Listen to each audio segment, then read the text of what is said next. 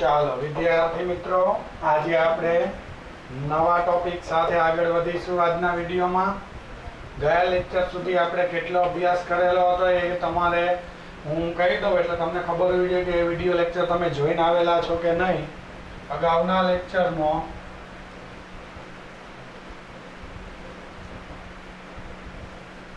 તો અગાઉના વિડીયોમાં તમે મારી પાસેથી ન્યુક્લિયર બળ આ તમે સમજીને આવેલા હતા. અગાઉના વિડીયો લેક્ચરમાં તમે ન્યુક્લિયર બળ સમજીને આવેલા હતા. ઓકે, એની લાક્ષણિકતા તમે સમજીને આવેલા હતા. ન્યુક્લિયર બળની લાક્ષણિકતા. ઓકે, આ આખો પ્રશ્ન હતો. અને બીજો પ્રશ્ન તમે એક રેડિયો એક્ટિવિટી એટલે શું તેની ટૂંકમાં સમજૂતી ભણીને આવ્યા હતા. બરાબર, રેડિયો એક્ટિવિટીની ટૂંકમાં સમજૂતી.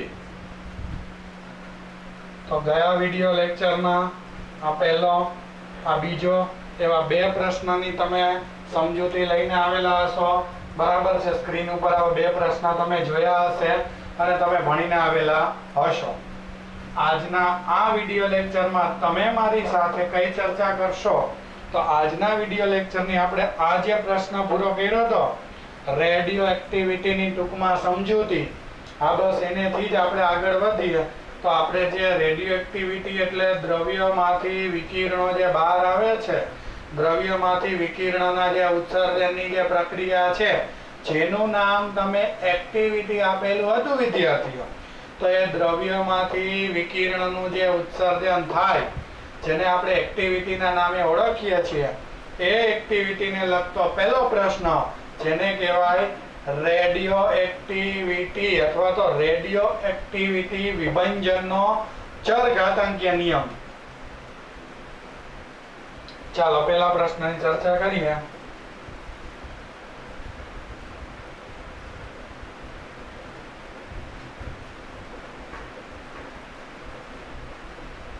બરાબર છે, તો આપણે અહીં ક્વેશ્ચન પહેલો લખીએ. શું છે આપણો પહેલો ક્વેશ્ચન? રેડિયો એક્ટિવ વિભંજનનો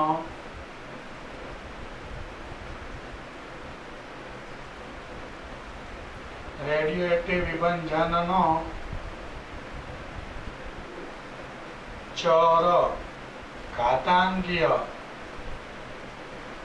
બરાબર છે, રેડિયો એક્ટિવ વિભંજનનો કયો ચર ઘાતાંકીય નિયમ સમજાવો. હવે રેડિયો એક્ટિવ વિભંજનનો ચર ઘાતાંકીય નિયમ સમજાવો એટલે તમને આને રેડિયો એક્ટિવ ક્ષય ની સમજૂતી આપો એવું પણ ટેક્સ્ટ બુકમાં હેડિંગ હોઈ શકે.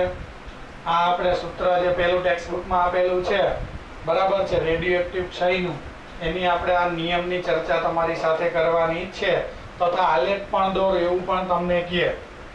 બરાબર છે, તો આપણે આલેખની ચર્ચા પણ કરી લેશું સાથે. પણ ખાસ તમે આ રેડિયો એક્ટિવ વિભંજનનો ચર ઘાતાંકીય નિયમ પહેલા આવડવો જોઈએ તારવતા. આ નિયમ તારવતા પહેલા મારે જે અમુક પૂર્વ ધારણાની જરૂર પડે છે તમારી માટે, એ પૂર્વ ધારણા હું અમુક કહી દઉં તો ખાસ તમે જોજો.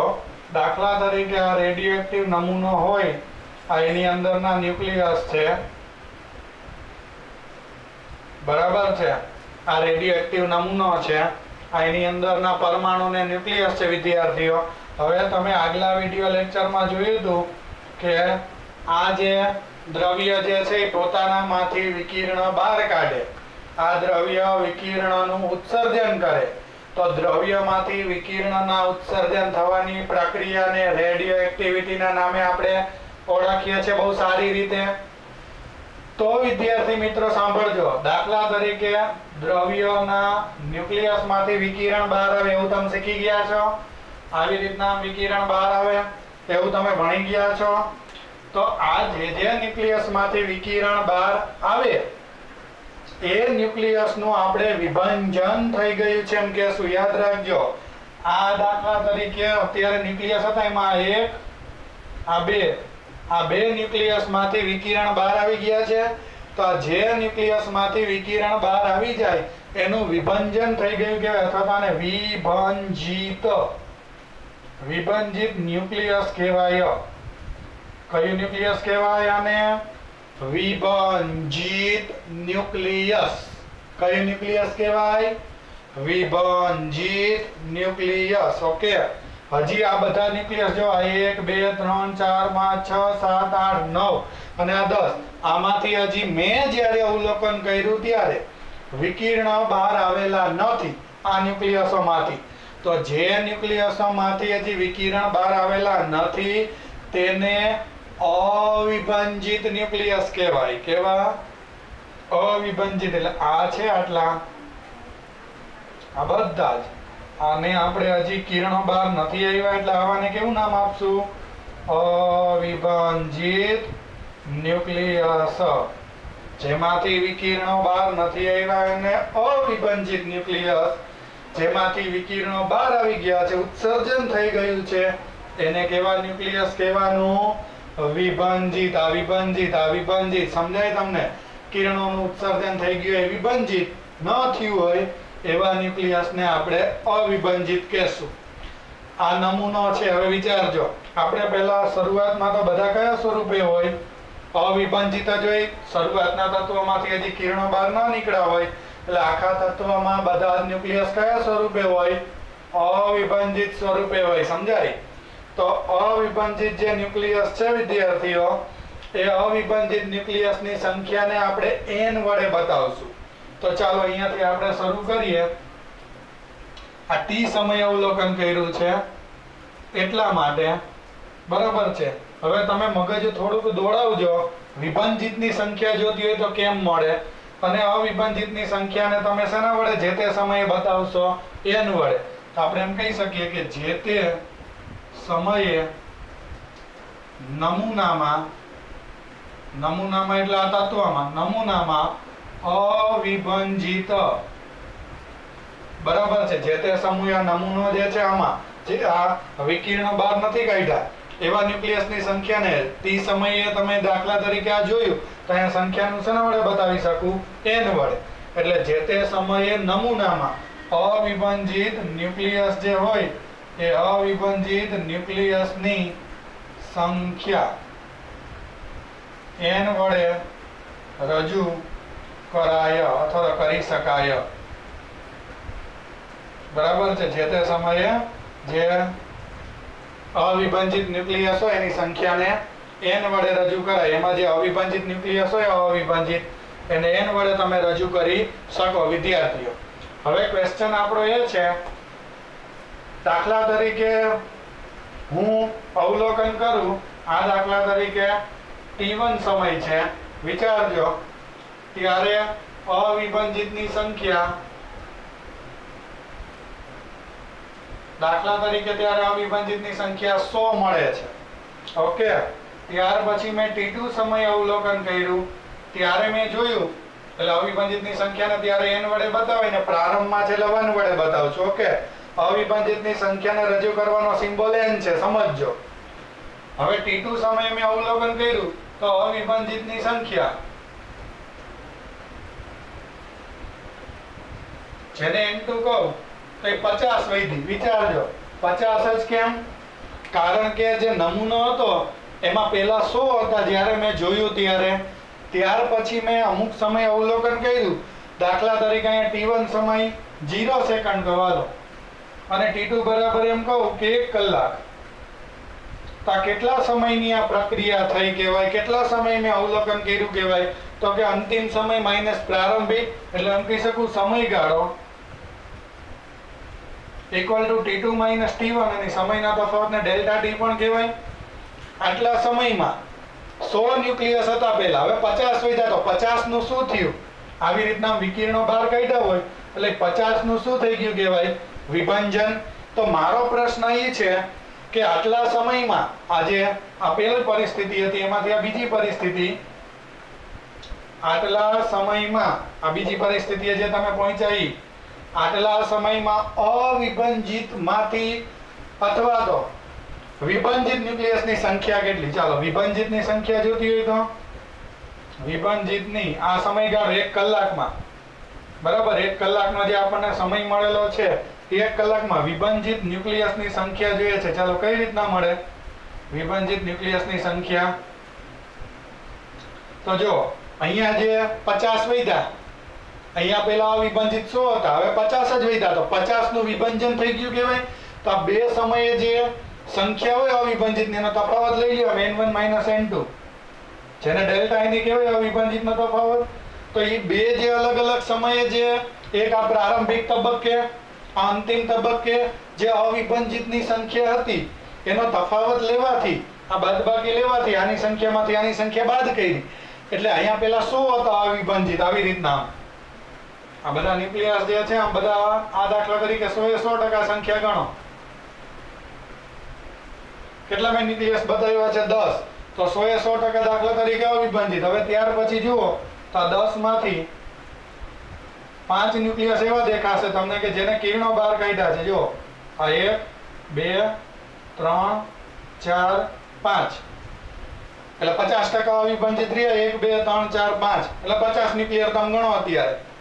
તો 5 દેખાય તમને વિભંજિત થઈ ગયા છે. તો એ કેવી રીતના સંખ્યા મળી વિભંજિતની? તો કે પેલા બધા અવિભંજિત જ હોય જે તે સમય અવલોકન કર્યું ત્યારે, બરાબર છે. મેં જ્યારે જોયા હતા ત્યારે અવિભંજિત હતા. t1 બરાબર દાખલા તરીકે 0 સેકન્ડે. 1 કલાક પછી જોયું તો અવિભંજિતની સંખ્યા n2 50 વધી. તો બાકીના ક્યાં ગયા 100 માંથી બીજા? તો એને કિરણો બહાર કાઢ્યા એટલે વિભંજિત થઈ ગયા. તો વિભંજિત જોતો હોય તો શું કરવું પડે? તો કે આ ટોટલ સંખ્યામાંથી જે તે સમયે અવલોકન કર્યું, જે સમયનો આપણો ગાળો લીધેલો છે t2 - t1, આ સમયગાળો, ત્યારે જે પેલા અવિભંજિત ન્યુક્લિયસ હતા એમાંથી ત્યાર પછીના બાદ કરી નાખો તો બાકીનાનું શું થઈ ગયું કહેવાય? વિભંજન. એટલે અવિભંજિત ન્યુક્લિયસની સંખ્યાને n વડે બતાવાય અને એનો ડેલ્ટા t નો જે સમયગાળો હોય, અહીંયાથી અહીંયાનો સમયનો તફાવત ડેલ્ટા t, એ સમયગાળામાં જે અવિભંજિતનો તફાવત મળે કોની સંખ્યા આપે? વિભંજિત ન્યુક્લિયસ. સમજાય તમને? જે સમયનો જે તફાવત હોય, જે આ સમયગાળો જેને ડેલ્ટા t કહેવાય, ડેલ્ટા t જેટલા સમયમાં કોઈ એમ પૂછે કે વિભંજિતની સંખ્યા કેટલી? તો કે અહીંયા હતી અવિભંજિતની 100 ને 50, તો બાકીનાનું વિભંજન. તો વિભંજિતની સંખ્યા માટે શું કરવાનું? અવિભંજિતની બે જે સમયગાળાની તમે વાત કરી, જે સમયગાળો, એ બે જે વખતે પ્રારંભ અને અંતમાં જે અવિભંજિત હોય એનો તફાવત કોની સંખ્યા આપે? વિભંજિતની. સમજાણું એટલું? તો જો પહેલો મુદ્દો, જે તે સમયમાં નમૂનામાં અવિભંજિતની સંખ્યાને n વડે બતાવાય. અવિભંજિતની સંખ્યાનો સિમ્બોલ આપણે યાદ રાખજો, n નક્કી કર્યો, જ્યાં n લીધો હતો. તો વિભંજિતની તો એમ કહી શકું ડેલ્ટા t જેટલા સમયગાળામાં, ડેલ્ટા t જેટલા, અહીંયા જે આપણે ઉદાહરણ લીધું આ ડેલ્ટા t જેટલા સમયગાળામાં અથવા તો સમય દરમિયાન જે વિભંજિત ન્યુક્લિયસની સંખ્યા જોતી હોય તો શું કરવાનું? અવિભંજિતના એ બે સમય વખતેની સંખ્યાનો તફાવત, એટલે એમ લખી શકું ડાયરેક્ટ, યાદ રાખજો, ડેલ્ટા t જેટલા સમય દરમિયાન વિભંજિત અથવા તો વિભંજન પામતા ન્યુક્લિયસની સંખ્યા ડેલ્ટા n મળે છે. આ સંખ્યા ડેલ્ટા n એટલે સમજાણું, અવિભંજિતનો સિમ્બોલ n હોય તો એનો તફાવત બે સમયનો, ડેલ્ટા t જેટલા સમયગાળા દરમિયાન જે અવિભંજિતની સંખ્યાનો તફાવત કોની સંખ્યા આપે? વિભંજિતની. અવિભંજિતને વિભંજિતનો કન્સેપ્ટ અહીંયા છે. અને અહીંયા ફરીથી એ જ સમજાયું કે આ પ્રારંભમાં 100 હતા અવિભંજિત, એની સંખ્યાને n વડે બતાવી, પછી 50 થઈ ગયા અવિભંજિત, એને n2 વડે બતાવી, સમયગાળો ડેલ્ટા t. તો ઈ દરમિયાન વિભંજિત કેટલા થઈ ગયા? તો કે આમાંથી આને બાદ કરી નાખો. જે તે સમયના બે અવિભંજિતનો તફાવત એ વિભંજિતની સંખ્યા આપે. 50 આવી ગઈ, 50 અવિભંજિત વધ્યા તો 50 નું વિભંજન થઈ ગયું. તો એ વિભંજિતની સંખ્યા અવિભંજિતનો તફાવત લેવાથી મળે, યાદ રાખજો. એટલે અહીં લખ્યું છે વિભંજન પામતા ન્યુક્લિયસની સંખ્યા ડેલ્ટા n મળે. સમજાણો આપણો પહેલો લોજિક? તો હવે આને હું ભૂસી નાખું છું, આ તમને યાદ રહેશે કે વિભંજિત કોને કહેવાય? વિકિરણો બહાર નીકળાવે ને. ઓકે, નકર રિપીટ કરીને ફરીથી વિડિયો જોઈ લેજો, ન સમજાણું હોય તો. ચાલો હવે વિભંજન ન્યુક્લિયસની આમ ડેલ્ટા ટી સમયમાં વિભાજન થતા ન્યુક્લિયસની સંખ્યા ડેલ્ટા n મળી ગઈ. તો વિદ્યાર્થીઓ હવે હું તમને એ પૂછવા માંગુ છું કે આમ વિભાજનનો દર કેટલો? વિભાજનનો દર એટલે શું? અંશમાં વિભાજન પામતા ન્યુક્લિયસની સંખ્યા. દર એટલે સમયને ક્યાં લખવાનો? છેદમાં. તો વિભાજન પામતા ન્યુક્લિયસની સંખ્યા છેદમાં તે માટે લાગતો સમય, જેને શું કહેવાય? વિભાજનનો દર કહેવાય. તો એમ કહી શકું કે આમ વિભાજનનો દર equal to delta n by delta T મળે. વિભાજનનો દર એટલે અંશમાં વિભાજન પામતા ન્યુક્લિયસની સંખ્યા છેદમાં તે માટે લાગતો સમય. ન આવડે તો આમ ગુજરાતીમાં લખી શકાય વિભાજનનો દર એટલે છેદમાં સમય, અંશમાં વિભાજન થતા ન્યુક્લિયસની સંખ્યા છેદમાં તે માટે લાગતો સમયગાળો. તો આ ઉદાહરણ ઉપરથી તમને આઈડિયા આવી ગયો કે ન્યુક્લિયસ આ વિભાજનનો દર એટલે સમયગાળો ડેલ્ટા ટી, તો જો છેદમાં ડેલ્ટા ટી અને વિભાજન થતા ન્યુક્લિયસની સંખ્યા ડેલ્ટા n, તો ડેલ્ટા n અંશમાં. ટૂંકમાં સંખ્યા છેદમાં એ માટે જે સમય લાગે છે એના ગુણોત્તરને વિભાજનનો દર કહેવાય. ઓકે, તો આ વિભાજનનો દર લખો. ઓકે, હવે વિદ્યાર્થી મિત્રો વિચારજો એક આઈડિયા. બધા લોજિક આપણે વિચારતા જવાના છે. આને હું અત્યારે ઇરેઝ કરી નાખું છું કારણ કે આનું લોજિક હવે તમને સમજાઈ ગયું હશે. તો ગમે ત્યારે હું n લખું તો એ કોની સંખ્યા લખી હોય? અવિભાજિતની. ચાલો બચ્ચો, હવે આપણે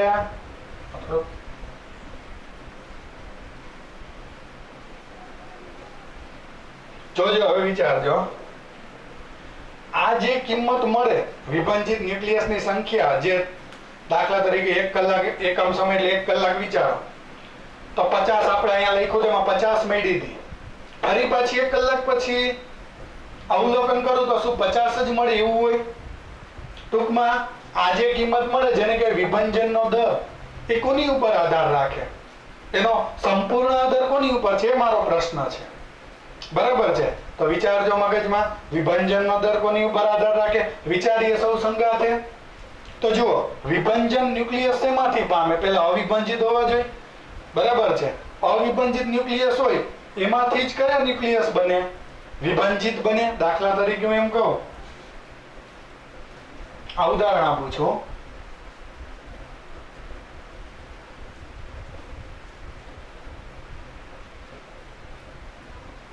એક, બે, ત્રણ, ચાર, પાંચ, છ, સાત, આઠ, 9, 10, 11, 12, 13, 14, 15, 16 ન્યુક્લિયસ છે અત્યારે અવિભાજિત. આ ઉદાહરણમાં ઉદાહરણ વિચારો.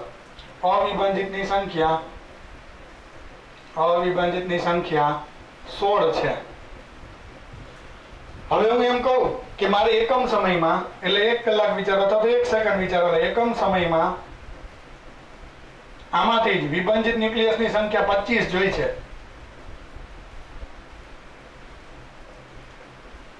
આ શક્ય છે? 25 કઈ રીતના મળે સાહેબ? છે જ ટોટલ 16. તો તમારા એકમ સમયમાં કદાચ 10 મળે, 15 મળે, પણ ટોટલ જ 16 છે તો 25 મળે. શક્ય છે આ તો શક્ય નથી. હું કહેવા શું માંગુ છું કે જે સંખ્યા કુલ હોય અવિભાજિતની એમાંથી જ વિભાજિત ન્યુક્લિયસ મળવાના છે. દાખલા તરીકે આપણો ક્લાસ 50 નો હોય, હું એવી આશા રાખું કે ફિઝિક્સમાં મારે 60 વિદ્યાર્થીઓને 100 માંથી 100 માર્ક જોઈએ છે, પણ સર ટોટલ સંખ્યા જ 50 છે, 100 માંથી 100 60 કેમ લાવે? 60 વિદ્યાર્થી લાવી શકે? શક્ય નથી. ઓકે, તો વિદ્યાર્થીઓ હું શું તમને સમજાવવા માંગતો હતો કે આ જે ન્યુક્લિયસની જે સંખ્યા વિભાજિતની મળે એનો સંપૂર્ણ આધાર કોની ઉપર હોય? જે મેં ઉદાહરણ આપ્યા એ મુજબ. તો કે અહીંયા મારે 25 જોતી કોઈ દી ન મળે સાહેબ, છે ટોટલ 16, એમાંથી જ વિભાજન થવાનું છે. તો હું એવી આશા રાખું 9 મળે. હા, એવી મળે. દાખલા તરીકે કુલ અવિભાજિત 100 હોય અને 50 વિભાજિત મળે એવી આશા રાખું. આ રખાય. 500 વિભાજિત હોય અને 200 વિભાજિત મળે એવી આશા રાખું. આ રખાય. પણ 1000 અવિભાજિત હોય અને એમ કહો 5000 વિભંજિત મળે એવી આશા શક્ય છે? જરાય શક્ય નથી. સમજવાનો મતલબ ઈ છે, કહેવાનો મતલબ ઈ છે કે જે આ વિભંજિતની એકમ સમયમાં સંખ્યા મળે એને ટોટલી કોની ઉપર ડિપેન્ડ રહેવું પડે? એની સંખ્યા કોની ઉપર આધારિત હોય? તો કે પેલા અવિભંજિત હોય એમાંથી વિભંજિત મળે છે. તો જો અવિભંજિતની સંખ્યા વધુ હોય તો જ વિભંજિત ન્યુક્લિયસની સંખ્યા વધુ મળવાની છે. તો હું એમ કહી શકું કે આ જે છે આ વિભંજિત ન્યુક્લિયસની એકમ સમયમાં મળતા વિભંજિત ન્યુક્લિયસની જે સંખ્યા છે એનો સંપૂર્ણ આધાર કોની ઉપર છે છોકરાઓ? બરાબર છે. આ જે સંખ્યા જે મળે એનો આધાર કોની ઉપર છે? તો કે એનો આધાર જે છે એ અવિભંજિતની સંખ્યા ઉપર છે. કોની ઉપર છે? અવિભંજિતની. સમજાય તમને? કારણ કે એમાંથી જેને વિભંજન થવાનું છે. 500 અવિભંજિત હોય તો 200 ની આશા રાખો, પણ હોય જ 50 અવિભંજિત ને 100 વિભંજિત મળે એવી આશા રાખો તો એ તો નઠારી નીવડે ને, ખોટી પડે ને. તો અવિભંજિતનો આધાર સંપૂર્ણ વિભંજિત ન્યુક્લિયસની સંખ્યા, એટલે આ વિભંજિત જે એકમ સમયમાં મળે તે કોની ઉપર રહેલો છે? અવિભંજિતની ન્યુક્લિયસની સંખ્યા ઉપર. તો એમ કહી શકાય કે વિભંજનનો દર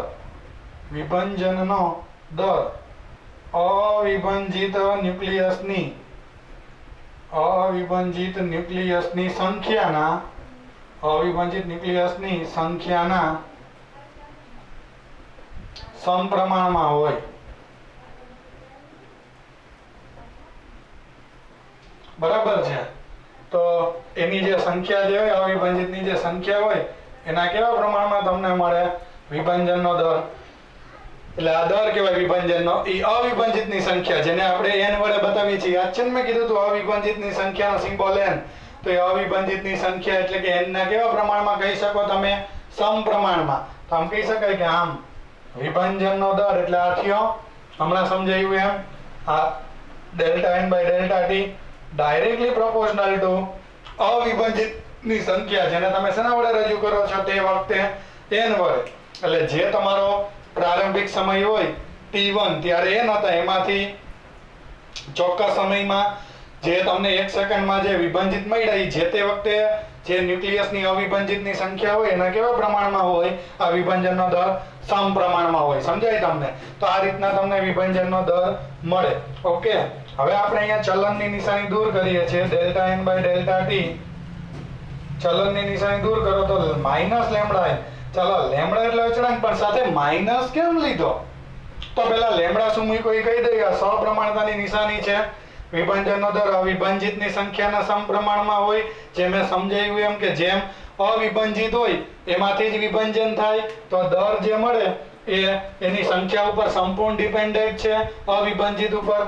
ચલનની નિશાની દૂર કરો તો શું મૂકવો પડે? અચળાંક. તો એમ કહી શકો કે જ્યાં લેમ્ડા બરાબર સમપ્રમાણતા અચળાંક છે, સમપ્રમાણતા અચળાંક છે, અને એને તમે બીજા કયા નામે ઓળખી શકાય? સમપ્રમાણતા અચળાંકને એને ક્ષય નિયતાંકી કહેવાય. અત્યારે આપણે એને સમપ્રમાણતા અચળાંક કહે છે. ઋણ નિશાની શું કામ આવી? આ માઇનસ કેમ મૂકી? આ લેમ્ડા તો આપણને ફિઝિક્સ કહે છે ચલનની નિશાની દૂર કરો એટલે અચળાંક આવે, કાયદેસર ચાલ્યા. પણ માઇનસ તો જુઓ, આ જમણી બાજુ જે વિભંજનનો દર છે એ અવિભંજિતની સંખ્યા ઉપર આધાર રાખે. તો ધીમે ધીમે આ n ઘટે, કારણ કે વિભંજિત થતા જાય ને ન્યુક્લિયસ. પહેલા 100 અવિભંજિત હોય, એમાંથી વિભંજન થઈને 30 વિભંજિત થઈ ગયા, તો હવે 70 જ વધ્યા. તો ઈ 70 ઉપર વિભંજનનો દર આધાર રાખે. તો ફરી પાછો વિભંજનનો દર શું થાય? અવિભંજિતની સંખ્યા ઉપર આધાર રાખે એટલે ઈ તો સંખ્યા ઘટે. ઈ ઘટાડો બતાવવા માટે અહીંયા કઈ નિશાની લીધેલી છે? ઋણ નિશાની. તો એમ કહી શકાય કે ઋણ નિશાની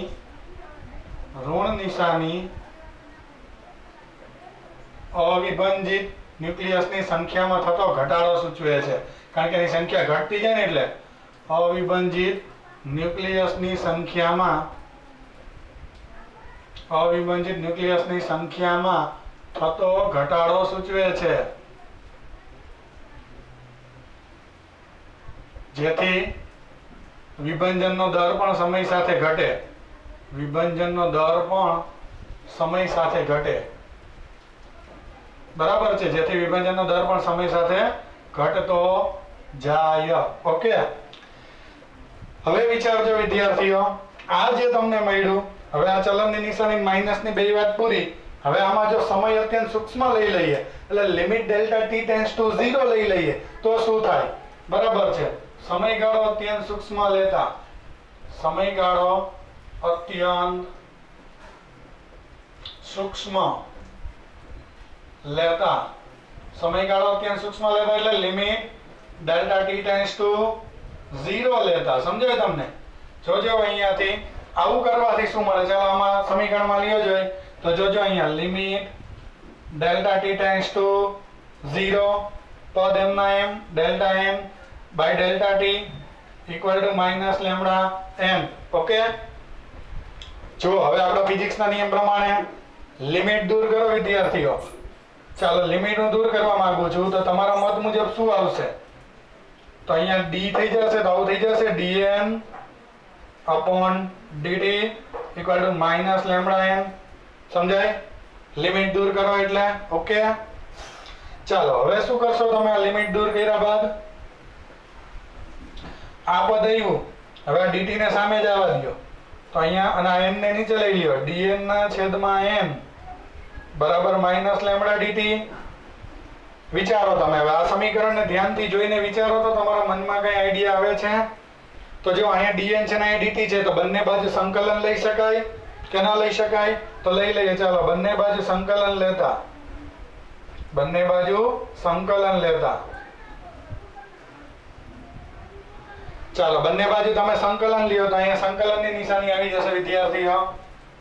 તો આ સંકલનની નિશાની બંને બાજુ સંકલન લીધું એટલે અહીંયાથી આ dn by n as it is equal to અહીંયા પણ સંકલન માઇનસ લેમ્ડા dt. હવે સંકલનમાં અહીંયા તમારે શું મૂકવી પડે? કંઈક લિમિટ. નકર તો પછી જે છે એ તમારે અચળાંક c મૂકવો પડે. આપણે અચળાંક વાળી માથાકૂટમાં પડવા માંગતા જ નથી તો લિમિટ મૂકી દઈએ. ચાલો તો લિમિટ મૂકીએ તો અહીંયા કોની સાથે સંકલન છે? n dn એટલે n એટલે અવિભાજિતની સંખ્યા સાથે સંકલન છે.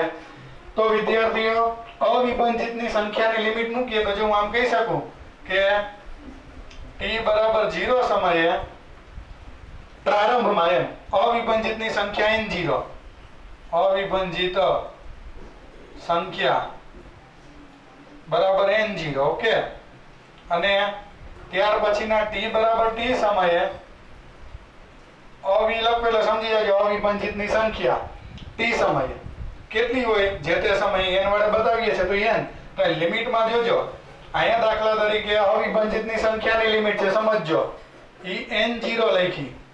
n0 ક્યારે લખી શકો? ત્યારે સમય કયો? સમય પ્રારંભ એટલે સમય ત્યારે લખાય. સમયની લિમિટ શું લખાય ત્યારે? અહીંયા સમય સાથે સંકલન છે dt એટલે સમયની લિમિટ ત્યારે 0. હવે અવિભાજિતની સંખ્યાની લિમિટ n લખી તો n ક્યારે હોય? t સમયે. જે આપણે કીધું હતું ને કે જે તે સમય એટલે t સમયે સંખ્યાને n વડે બતાવાય. તો ખાસ યાદ રાખજો આ સાદું રૂપ જ્યારે થઈ જશે સમીકરણનું અહીંયાથી ત્યારે t સમયે કોઈ અવિભાજિતની સંખ્યા પૂછે. ખાસ યાદ રાખજો, લખી દઉં છું t બરાબર t સમયે અવિભાજિતની સંખ્યા. આ ખાસ તમે યાદ રાખજો કે ગમે ત્યારે અવિભાજિતની સંખ્યા પૂછે અને આનું સાદુરૂપ જે સૂત્ર આપે એમાં n એટલે t સમયે અવિભાજિતની સંખ્યા. સાદુરૂપ જે સૂત્ર આપે એમાં n જે હશે એ કયા સમયે અવિભાજિતની સંખ્યા બોલશું? t સમયે. એટલે તમને પ્રશ્નમાં એમ પૂછું કે t સમયે અવિભાજિતની સંખ્યા કઈ તો તમારે મને એ જવાબ આપવાનો છે. ઓકે, ચાલો તો અહીંયા હવે સંકલન લઈ લ્યો. લોગ ના નિયમ પ્રમાણે થાય dn by n એટલે 1/x dx નું સંકલન. યાદ છે ને સેમેસ્ટર એટલે ધોરણ 11 ના ભાગ 1 માં આપણે સંકલનના નિયમો ભણાવ્યા હતા. આવો નિયમ આપણે ભણાવ્યો હતો કે 1/x dx હોય તો સંકલન ln x થાય. અહીંયા 1/n dn તો સંકલન ln n. બરાબર છે? આથી સંકલનનું સાદુરૂપ આપું તો આનું ln n આ લિમિટ કઈ લિમિટ n થી n0 ઇક્વલ ટુ આ સામેની બાજુ માઇનસ લેમ્ડા m dt નું સંકલન સ્મોલ t. બરાબર છે? dt જે છે એનું સંકલન આપણે ભણી ગયા સ્મોલ t. આ લિમિટ 0 થી t as it is. ચાલો નિયમ પ્રમાણે અપર લિમિટ મૂકો અને પછી કઈ મૂકો? લોઅર. ચાલો અપર લિમિટ મૂકો તો શું આવશે અહીંયા? ln n minus ln n0 equal to minus lambda t. Okay, આવું પદ આવ્યા.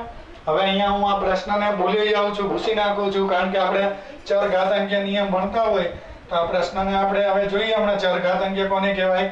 એ જે સ્ટેપ આવ્યું એનું સાદુરૂપ લખીએ.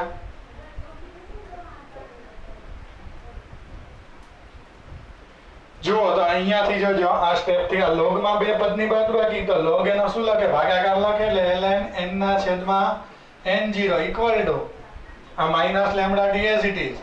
ઓકે, આ નિયમ હવે ભૂસી નાખું છું, એની કોઈ આવશ્યકતા નહીં પડે, એટલે અહીંયા પડી ગઈ હતી એ લઈ લીધી, બરાબર છે.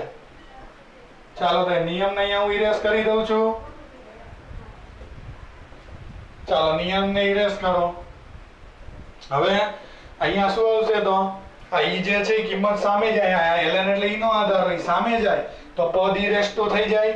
તો અહીંયા શું વધે?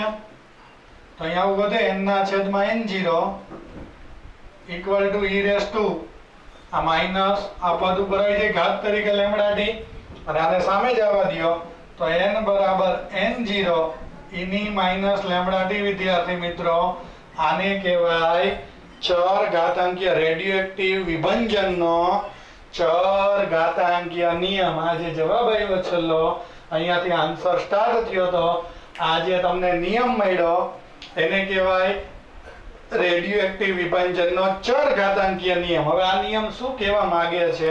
આ સૂત્ર ખાસ યાદ રાખવાનું છે.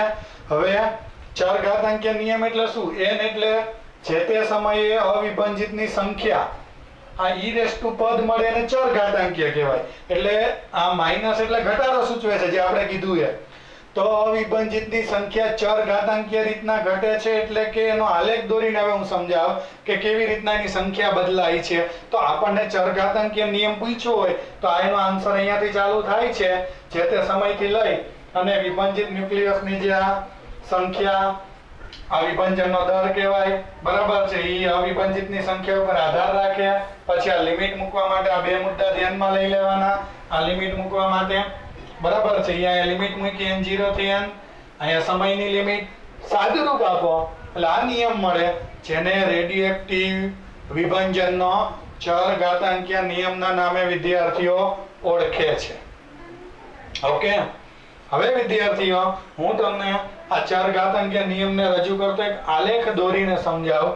તો તમે જુઓ તો આને હવે ઇરેઝ કરી નાખો ચર ઘાતાંકીય નિયમ, બરાબર છે. ખાલી નિયમનું સ્વરૂપ એક રાખું. આ સાદુરૂપ હવે અહીંયા આપણે ઇરેઝ કરીએ છીએ.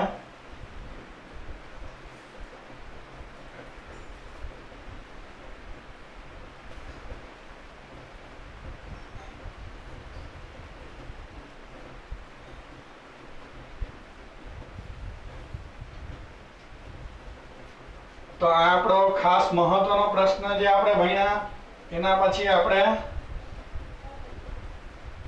ખાસ જે આલેખ ઉપરથી આ એક્ટિવિટી જે આ રેડિયોએક્ટિવ ચર ઘાતાંકીય નિયમ છે હું સમજાવ તો એ શું કહેવા માંગે છે એની આપણે આલેખ સાથે સમજૂતી આપીએ તો વધારે માર્કમાં પૂછ્યું હોય તો સાથે આલેખ પૂછ્યો હોય તો આલેખ સાથે પણ સમજાવી દેવાનું. ઓકે, બંને રીતના તમને પૂછે તો આલેખ સાથે પૂછે તો એ રીતના પણ સમજાવી શકો. ચાલો તો અહીંયા હું આલેખ સાથે સમજાવવા માંગુ છું. આલેખ પરથી સમજૂતી કોની? ચર ઘાતાંકીય નિયમની. આલેખ પરથી સમજૂતી આ ક્વેશ્ચન છે આપણો, જે હમણાં જે આપણે ભણ્યા અને આલેખની મદદથી તમે રજૂ કરવા સક્ષમ છો, સમજાવી શકશો. ચાલો સાથે સમજાવીએ. તો જુઓ, સિમ્પલ છે આ પ્રશ્ન.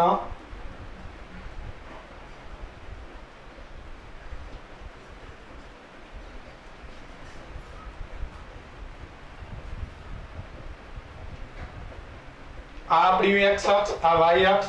અહીંયા આપણે અવિભંજિતની સંખ્યા બતાવી. અવિભંજિતની સંખ્યા, અવિભંજિતની સંખ્યા. અને અહીંયા આપણે શું બતાવીએ? સમયગાળો. તો જો નિયમ એમ કહે છે કે અવિભંજિતની સંખ્યામાં થતો ઘટાડો ચર ઘાતાંકીય રીતના ઘટે. પહેલા મુદ્દો એ લખી નાખીએ કે n બરાબર n0 e ની માઈનસ લેમ્ડા t. આ આપણને શું મળ્યું છે? એનું સમીકરણ મળ્યું છે.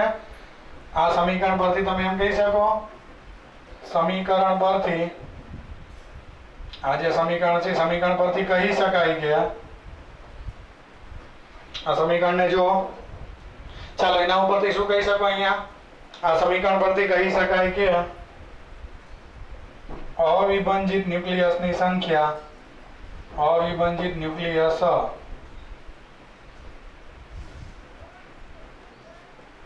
અવિભાજિત ન્યુક્લિયસની સંખ્યા ચર ઘાતાંકીય રીતના ઘટે છે ચર ઘાતાંકીય રીતે ઘટે છે જે સંખ્યા જે ઘટતી જાય એ ચર ઘાતાંકીય રીતના ઘટે છે એવું તમે કહી શકો અવિભાજિત ન્યુક્લિયસની જે સંખ્યા છે એ સમય સાથે ચર ઘાતાંકીય રીતના ઘટે છે એમ કહેવાય એટલે શું જો આ પ્રારંભમાં અવિભાજિતની સંખ્યા n0 આમ ઘટે ને છોકરાઓ તો એ સુરેખ રીતે સમય સાથે સુરેખ રીતે ઘટે છે નીચે ઉતરે એટલે બરાબર ધાર જો એકદમ રેખા મળે છે પણ એવું હોય તો અહીંયા એવું નથી ચર ઘાતાંકીય છે રેખાનું સમીકરણ નથી y બરાબર mx plus c જેવું સમીકરણ નથી નકર આપણે રેખાની જેમ ઘટે એમ કહેવાય અહીંયા આમ નહીં છોકરાઓ આ વાત સદંતર અહીંયા ખોટી સાબિત થાય છે તો અહીંયા કેવી રીતના અહીંયા જો આ રીતના જે ઘટે એટલે જો શરૂઆતમાં સંખ્યા જે છે દાખલા તરીકે અડધી થઈ હાલો n0/2 બરાબર છે એટલે શરૂઆતમાં અવિભાજિતની સંખ્યા વધુ હોય એટલે આલેખ જો ઝડપથી નીચે ઉતરતો મળે છે આમ અવિભાજિતની સંખ્યા ફટાફટ ઘટી ગઈ સમય ટૂંકો દેખાય અહીંયા હવે એટલા જ સમયમાં સંખ્યા એટલી ન ઘટે દાખલા તરીકે વળી સંખ્યા અડધી થઈ ગઈ n0/4 પણ સમયગાળો તમે જુઓ મોટો મળ્યો સંખ્યાનો આ ભાગ જુઓ આ સંખ્યા ઓછી ગઈ હતી પણ સમય વધુ લીધો પેલા સંખ્યા ઝડપથી ઘટતી હતી કેમ કારણ કે મેં નિયમ કીધો હતો કે સંખ્યા જે છે એ અવિભાજિતની સંખ્યા ઉપર આધાર રાખે હવે અવિભાજિતની સંખ્યા ઓછી થતી જાય તો વિભાજનનો દર એ ઘટતો જાય એટલે કહેવાનો મતલબ કે અવિભાજિત ન્યુક્લિયસની ઘટાડો પણ ધીમે ધીમે પછી થાય પછી તમે જો આમ એટલે આને ચર ઘાતાંકીય કે છે આવી રીતના થાય આ n0/4 સંખ્યા તમને જે તે સમયે મળી પછી તમને આમ n0/8 આવી રીતના આમ તમને આમ સંખ્યા મળતી જાય તો છેલ્લે અવિભાજિત જે ન્યુક્લિયસ વધે થોડાક અને એમાંથી એનું વિભાજિત થઈ અને સંપૂર્ણ તત્વનો નાશ કરવો હોય તો એની માટે તો હજી કેવો સમય લાગે ઘણો સમય લાગે બરાબર છે એટલે છેલ્લે એક્ટિવિટી જે છે એ બહુ ઓછી થઈ જાય આ વિભાજનનો દર ટૂંકમાં તો આપણે એમ કહી શકીએ કે અવિભાજિત ન્યુક્લિયસની સંખ્યા ઘટતી જાય અવિભાજિત ન્યુક્લિયસની સંખ્યા આ ચર ઘાતાંકીય નિયમ એટલે સંખ્યા આવી રીતના ઘટે શરૂઆતમાં બહુ મોટો ઘટાડો પછી આમ આલેખ એક અક્ષને આમ સમાંતર જેવો લાગે એટલે સમય બહુ બદલે પણ સંખ્યા ઘટે જ નહીં અવિભાજિત જ રહે ટૂંકમાં અવિભાજિતની આ સંખ્યા જે છે છેલ્લે સંપૂર્ણ બંધ થઈ જાય એટલે અવિભાજિત બધા વિભાજિત થઈ જાય એની માટે આખું નવું તત્વ પછી તો બની ગયું કહેવાય બધા એનું વિભાજન થયું એટલે પણ એ છેલ્લે તો વિભાજિત થતા બહુ વાર લાગે કારણ કે અવિભાજિતની સંખ્યા ઓછી તો વિભાજિતનો દર એની સંખ્યા ઉપર આધાર રાખે એની સંખ્યાના સમપ્રમાણમાં સંખ્યા જ ઓછી હોય તો ઘટતા પણ બહુ વાર લાગે ને તો આપણે એમ કહી શકીએ કે અવિભાજિત ન્યુક્લિયસની સંખ્યા અંતમાં ખૂબ જ ઓછી થાય ત્યારબાદ તત્વનું સંપૂર્ણ વિભાજન એટલે જેટલા વૈધા છે એનું વિભાજન થઈ જાય ત્યારબાદ તત્વનું અથવા તો આપણે આને પૂછીને અહીંયા ઉપર લખીએ કે અવિભાજિત ન્યુક્લિયસની સંખ્યા અંતમાં ખૂબ જ ઓછી થઈ જાય ત્યારબાદ તેનું સંપૂર્ણ વિભાજન થવા માટે થોડા ન્યુક્લિયસ વૈધા હોય એ કેટલો સમય લે એટલે એનું સંપૂર્ણ વિભાજન થવા માટે ઘણો લાંબો સમય લાગે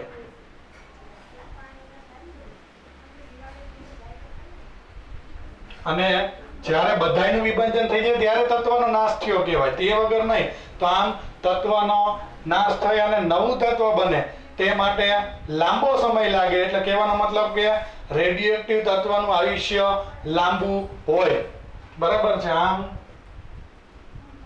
ન્યુક્લિયસનો વિભાજન થઈ સંપૂર્ણ નવું તત્વ બનવા માટે લાંબો સમય લાગે, જેના ઉપરથી તમે શું કહી શકો કે રેડિયોએક્ટિવ તત્વનું આયુષ્ય ઘણું જ વધારે મળે છે. બરાબર છે. લાંબા સમય સુધી એ તત્વ જીવિત રહે છે એમ કહેવાય, કારણ કે આખે આખું વિભંજન થઈ જાય એટલે જૂનું તત્વ નાશ થયું, નવું તત્વ બની ગયું, એટલે જૂનાનો મૃત્યુથી નવું બની ગયું એમ તમે કહી શકો. બરાબર. પણ એની માટે કેવો સમય લાગે વિદ્યાર્થીઓ? ઘણો લાંબો સમય લાગે, એમ નામ ન મળે. ઓકે, તો આલેખ સાથે મેં આ થોડુંક તમને ચરઘાતાંકીય રીતના સંખ્યા ઘટે એટલે શું, તો અવિભાજિત ન્યુક્લિયસની સંખ્યા શરૂઆતમાં ઝડપથી ઘટે અને પછી આમ ઘણો જ લાંબો સમય લાગે એની સંખ્યાનો નાશ થવા અને વિભંજન થવા, એને ચરઘાતાંકીય રીતના ઘટે એમ કહેવાય. ધીમે ધીમે ધીમે પછી વિભંજિત થાય, શરૂઆતમાં ઝડપથી થાય. કહેવાનો મતલબ કે દાખલા તરીકે 100 માંથી 50 ન્યુક્લિયસ થયા હોય તો એની માટે 1 કલાક લાગી હોય, તો હવે એનો મતલબ એવો નથી કે હવે 50 વધ્યા અવિભાજિત તો એનું વિભાજન થવા બીજી 1 કલાક લાગે, 2 કલાકે આખું તત્વનો જે છે એ સંપૂર્ણ વિભંજન થઈ ગયું, એવું ન હોય. ઈ 50 શરૂઆતમાં ઝડપથી અવિભાજિતમાંથી વિભાજિત થાય, પછી બાકીના 50, કારણ કે વિભાજનનો દર અવિભાજિતની સંખ્યા ઉપર આધાર રાખે, એ ઓછી છે તો દર ઓછો, એટલે એની સંખ્યા ધીમે ધીમે ધીમે વિભાજિતમાં રૂપાંતરણ થાય અને દર ઓછો થઈ જાય, અવિભાજિતની સંખ્યાનો ઘટાડો પણ ઓછો થઈ જાય. વિદ્યાર્થીઓ આવું જોવા મળે. ઓકે, તો આપણો પહેલો પ્રશ્ન અહીંયા રેડિયોએક્ટિવિટી માટેના આપણે 4 મહત્વના પ્રશ્નો ભણવા છે. એમાંનો પહેલો પ્રશ્ન પૂરો. વિડિયોના વિવિધ લેક્ચરોમાં આપણે ચર્ચા કરશું. હવે આ ચરઘાતાંકીય નિયમ પૂરો અહીંયા, તો આપણો આલેખ જે છે એ ટેક્સ્ટ બુકમાં અલગથી દોરીને આપ્યો છે, તો એની તમે આવી ચર્ચા એની સાથે કરી શકો. હવે મારે બીજો પ્રશ્ન એ ભણાવવો છે તમને કે રેડિયોએક્ટિવિટી અને ક્ષય નિયતાંકની સમજૂતી આપો. સમજાય તમને? રેડિયોએક્ટિવિટી અને ક્ષય નિયતાંક, ચાલો એની સમજૂતી આપી આપણો નેક્સ્ટ ક્વેશ્ચનમાં. આપણે બીજા ક્વેશ્ચનમાં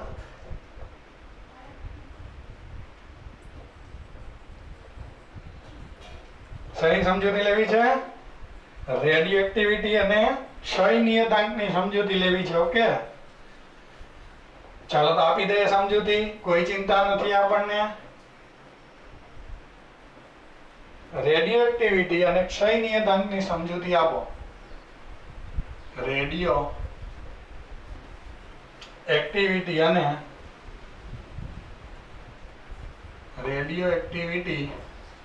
અને ક્ષય નિયતાંકની સમજૂતી.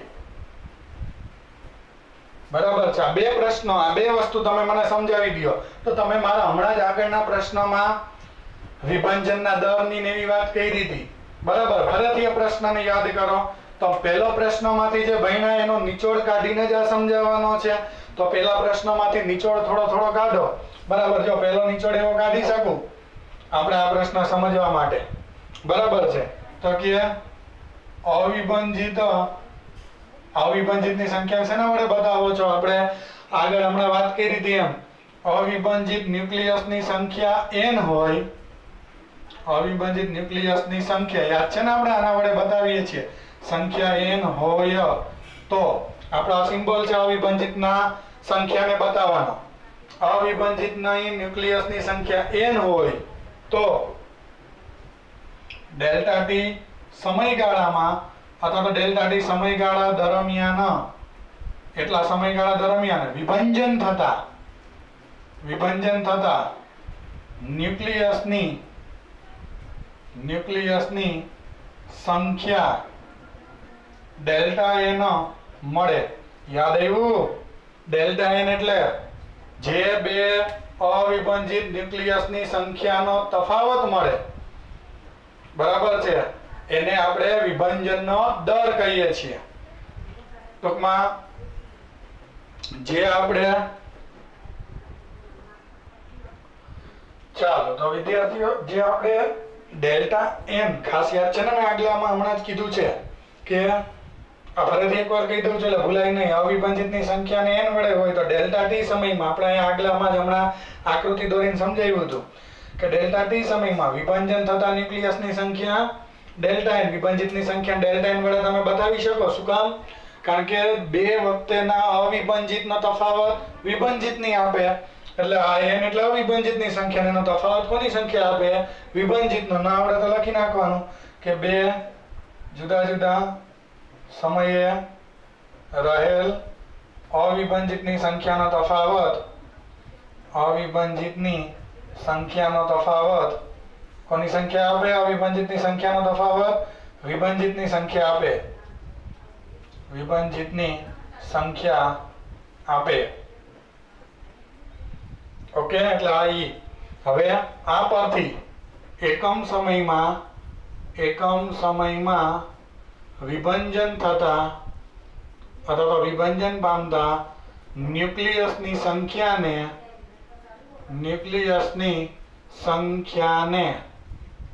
એકમ સમયમાં વિભાજન પામતા ન્યુક્લિયસની સંખ્યાને વિભાજનનો દર અથવા તો બીજા શબ્દોમાં વિભાજનનો દર અથવા તો એને શું કહેવાય?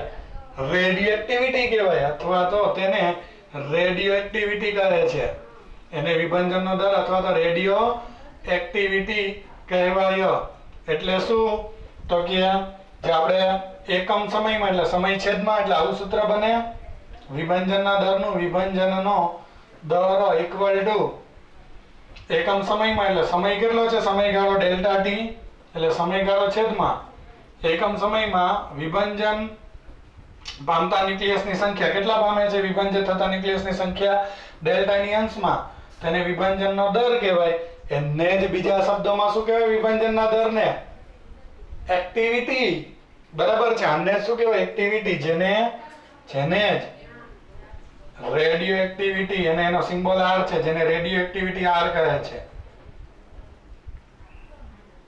R કહે છે. એટલે તમે આ જે પદ મળ્યું, સોરી અહીંયા ડેલ્ટા n સંખ્યા અંશમાં જે આવે ઈ અને સમયનો ભાગાકાર અને એક્ટિવિટી કહેવાય. એટલે આમે લખી શકો R બરાબર delta n by delta t.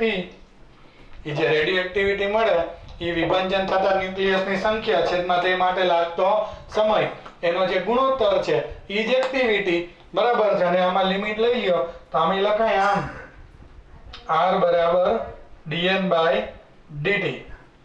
ટૂંકમાં જ્યાં વિભાજનનો દર હોય એને આપણે કોના નામે ઓળખીએ છીએ? વિભાજનના દરને એક્ટિવિટી R ના નામે તમે ઓળખી શકો. બરાબર છે. વિભાજનના દરને એક્ટિવિટી R કહેવાય. કહેવાનો મતલબ ઈ છે. બરાબર છે. લખ્યું છે કે વિભાજનનો દર જેને એક્ટિવિટી કહે છે. તો એક્ટિવિટીનો કન્સેપ્ટ ક્લિયર? કોને કહેવાય એક્ટિવિટી? જ્યાં વિભાજનનો જે દર મળે dn by dt એને એક્ટિવિટી પણ કહેવાય. બીજો પ્રશ્ન પૂછ્યો છે ક્ષય નિયતાંક અથવા તો રેડિયોએક્ટિવ નિયતાંકની સમજૂતી આપો. બરાબર છે. તો તમને યાદ હોય તો હમણાં જ આપણે આગલા વિડિયો લેક્ચરમાં એવું કીધું હતું કે આ વિભાજનનો દર ચરઘાતાંકીય નિયમ જે સમજ્યા અગાઉના પ્રશ્નના ચરઘાતાંકીય જે નિયમ ભણ્યા હતા એ ચરઘાતાંકીય નિયમ પરથી તમે ચરઘાતાંકીય નિયમ ભણીને આવ્યા છો.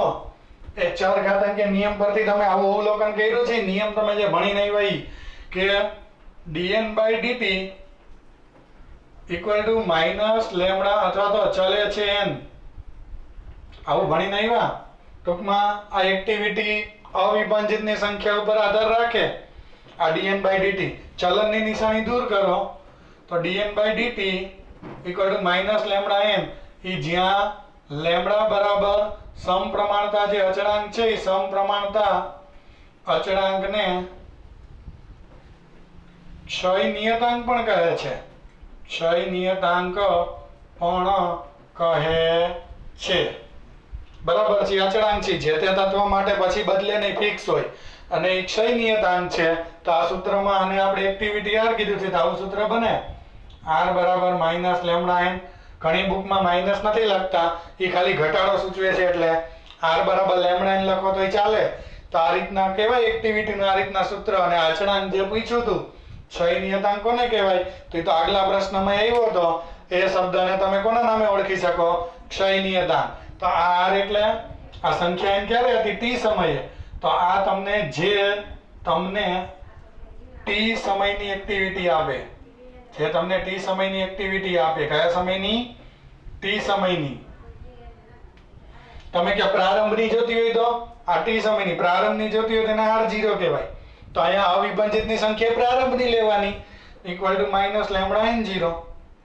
તો આ તમને ક્યાંની એક્ટિવિટી આપે? જે પ્રારંભની એક્ટિવિટી કહેવાય. પ્રારંભની એટલે કે t બરાબર 0 સમય એક્ટિવિટી, કારણ કે n0 એટલે આપણે ભણી ગયા ને પ્રારંભમાં અવિભાજિતની સંખ્યા. તો આ તમને ક્યારની એક્ટિવિટી આપે? જે પ્રારંભની t બરાબર 0 સમયે એક્ટિવિટી કહેવાય. એક કામ કરો તો આ બેનો ગુણોત્તર લ્યો તો શું આવે? આનો નાનો કરો જે ગુણોત્તર. તો આ બેનો ગુણોત્તર લો, આ જે t સમયની આ પ્રારંભની તો એક્ટિવિટી r ના છેદમાં r0 બરાબર લેમ્બડા લેમ્બડા ઉડી ગયો n ના છેદમાં n0. આવું આવ્યું. આ પદ યાદ રાખજો. તમે અગાઉ ભણી ગયા તો યાદ હોય તો કે ભૂલી ગયા? આવું તમે ભણીને આવ્યા છો. n બરાબર n0 એની માઇનસ લેમ્બડા t, આને આના છેદમાં જવા દો તો આના બરાબર એની માઇનસ લેમ્બડા t પણ લખાય. આવું લખાય જે આપણે અગાઉ ભણીને આવ્યા છે ચાર ઘાતાંકીય નિયમ. તો આ બધાને અંતે હું આ બેને લખું ને r0 ને સામે જવા દઉં તો હું આમે લખી શકું. r0 ને સામે જવા દઉં તો આમ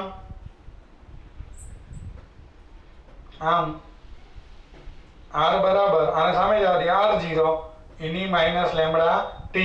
તો એક્ટિવિટી માટે પણ આવો ચાર ઘાતાંકીય નિયમ તમે બનાવી શકો. જ્યાં r0 એટલે પ્રારંભની એક્ટિવિટી અને r એટલે જે તે સમયની.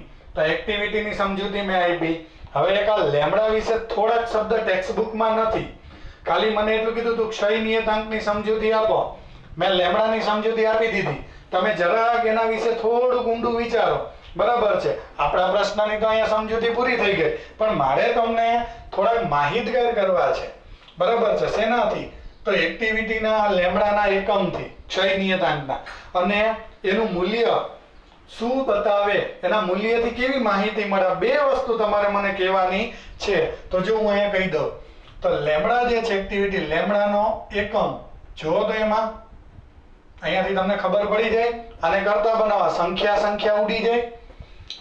આ વિભાજિતની ન વિભાજિતની પણ સંખ્યા તો સંખ્યા જ છે, જે તે હોય એને કાંઈ એકમ ન હોય તો અહીંયા વધે ખાલી છેદમાં સમય ઉપર જાય તો સેકન્ડ ઇનવર્સ, એટલે લેમ્બડાનો એકમ સેકન્ડ ઇનવર્સ મળે. આ લેમ્બડાનો એકમ મળે સેકન્ડ ઇનવર્સ. ઓકે, બીજી બાબત એ જણાવો કે લેમ્બડાનો એકમ તમે મને કહી દીધો. હવે આ લેમ્બડા ઉપરથી શું ખબર પડે? તો જો લેમ્બડાના મૂલ્ય ઉપરથી તમને ખબર પડે કે તત્વ અલ્પજીવી છે કે દીર્ઘજીવી. અલ્પજીવી અને દીર્ઘજીવી એટલે શું? આ લેમ્બડાનું મૂલ્ય મોટું હોય તો જો આ વિભાજનના સમપ્રમાણમાં લેમ્બડા હોય તો આ વિભાજનની કિંમત કેવી આવે? મોટી આવે. વિભાજનનો દર મોટો એટલે શું? ફટાફટ વિભાજન થયું. ફટાફટ વિભાજન થાય તો અવિભાજિત પૂરા અને બધા વિભાજિત થઈ જાય થોડા સમયમાં. તો જો થોડા સમયમાં બધા વિભાજિત થઈ જાય તો જૂનું તત્વ મરી ગયું, નાશ થયું, નવું બન્યું. તો ઓલું તત્વનો નાશ થયો એટલે અલ્પજીવી થયું. તાકી લિંક વિચારજો. આની કિંમત મોટી તો ફટાફટ આ એના સમપ્રમાણમાં છે વિભાજનનો દર. તો વિભાજનનો દર વધુ, વિભાજનનો દર વધુ તો તત્વનો ફટાફટ ક્ષય થયો કહેવાય. બરાબર છે, ફટાફટ વિભાજન થાય એમ કહેવાય. તો અવિભાજિત માંથી બધું વિભાજિત થઈ જાય તો જૂનું તત્વ મરી ગયું, નવું બની ગયું. જૂનું તત્વ મરી જાય તો એનો નાશ થયો કહેવાય, એનો ક્ષય થયો કહેવાય. તો એ થોડું જીવવું કહેવાય. આ મોટું એટલે તો આપણે એમ લખી શકીએ કે લેમ્બડાનું મૂલ્ય વધુ હોય તો વિભાજનનો દર કેવો મળે? વિભાજનનો દર વધુ મળે. અને તત્વ કેવું કહેવાય? અલ્પજીવી. અને ઓછો મળે. વિભાજનનો દર ઓછો હોય, લેમ્બડાનું મૂલ્ય જો ઓછું હોય, લેમ્બડાનું મૂલ્ય ઓછું તો વિભાજનનો દર જેને r કહેવાય એ પણ ઓછું. એટલે આ ધીમે ધીમે વિભાજન થાય તત્વનું તો લાંબો સમય સુધી તત્વ ટકે. ધીમે ધીમે વિભાજન થઈ અને સંપૂર્ણ વિભાજન થવા લાંબો સમય લાગે તો તત્વ લાંબુ જીવવું કહેવાય. સંપૂર્ણ વિભાજન થઈ જાય ને એટલે જૂનું તત્વનો નાશ. તો સંપૂર્ણ વિભાજન ન થાય ત્યાં સુધી તત્વ જો જીવે એટલે ધીમે ધીમે વિભાજન થાય તો ધીમે ગાડી આગળ વધતી હોય, ઓછું હોય એટલે ધીમે ધીમે વિભાજન થાય. વિભાજનનો દર ઓછો મળે. વિભાજનનો દર ઓછો મળે વિદ્યાર્થી તો તત્વ કેવું હાલે? લાંબુ જીવે. કારણ કે સંપૂર્ણ વિભંજન થઈ જાય પછી જ એનો નાશ થાય. તો ધીમે ધીમે વિભંજન થતું હોય તો નાશ થવા લાંબો સમય લાગે, તો તત્વ લાંબુ જીવે. તો એવા તત્વને કેવું કહેવાય? દીર્ઘજીવી. દીર્ઘ એટલે લાંબુ. બરાબર છે. તો લેમડા ઉપરથી તત્વનું આયુષ્ય પણ નક્કી થાય. લેમડા મોટું તો દર મોટો તો તત્વ તરત નાશ થઈ ગયો ગણાય, કારણ કે વિભંજન વધુ થાય તો સંપૂર્ણ વિભંજન એ જૂનું તત્વનો નાશ, નવું બન્યું કહેવાય, નવા ન્યુક્લિયસ વાળું. એટલે આ રીતના લેમડા વિશે પણ તમે કહી શકો. તો આપણો જે પ્રશ્ન હતો એનો આન્સર અહીંયાથી જે સ્ટાર્ટ થયો હતો. બરાબર છે. તો આ ખાસ એક્ટિવિટી, આ એના એક્ટિવિટીની પ્રારંભિક ને R નોટ વડે બતાવે, એનું સૂત્ર એવું બને. અને આ અચળાંકને ક્ષય નિયતાંક અથવા તો રેડિયો એક્ટિવિટી અચળાંક પણ કહેવામાં આવે છે. અને એ અચળાંકનો એકમાં અને તત્વ કેટલું જીવશે એ તમને આની ઉપરથી ખબર પડી જાય. ઓકે, તો આના ઉપરથી તમને આટલી ખબર પડે. નમસ્કાર વિદ્યાર્થીઓ, અહીંયા આપણે આ પ્રશ્ન પૂરો કરીએ છીએ. ઓકે.